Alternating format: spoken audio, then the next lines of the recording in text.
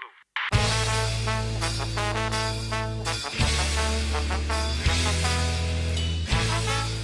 Hasieran sartzen dira danak apurtzu bat, lotsatuta batzuk oso urduri, apurtzu bat beldurrez, ezta, eta nahi izaten dute jesarri lagunen ondoan, klasekiden ondoan, ezta.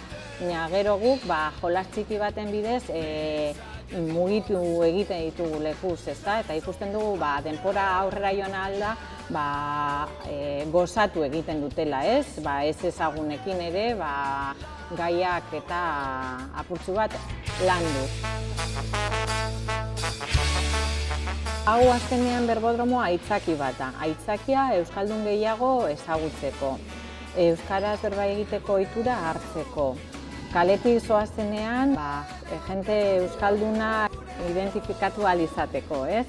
Eta gero hemen barruan gai arruntak ematen ditugu, ezta, berbagai moduan, eta jendeak kalean bezala ezagun batekin elkartzen zarenean edo zure lagun taldean zaudenean, hitz egiten duzun bezala, iritziak apurtzu bat partekatu eta kontrastatu eta hori ze baino ez dugu egiten.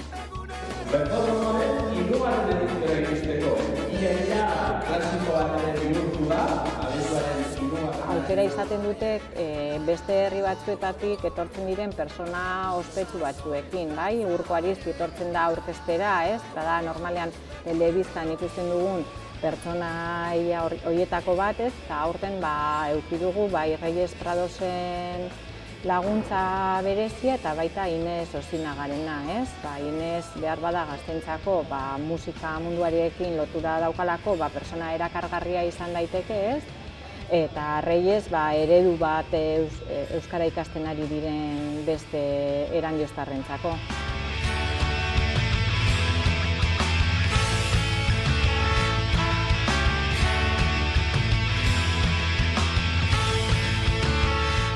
Erandioko herriarentzat hau da batetik ikustea, euskaldun asko batu gaitezkela leku batean, ezta, eta ez garela gutxi, sakabanatuta bizi garela, baina ez gara gutxi eta gainera gero eta gehiago. Erandion 4 pertsonatik batek ondo berba egin dezakela, eta erandioztarren erdia gai da euskara ulertzeko.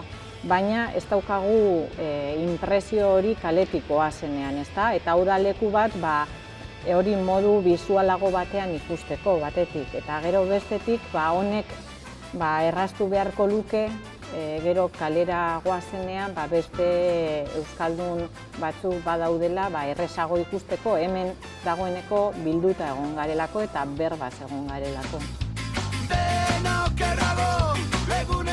Aurten ikusi dugu erantzuna oso ona izan dela.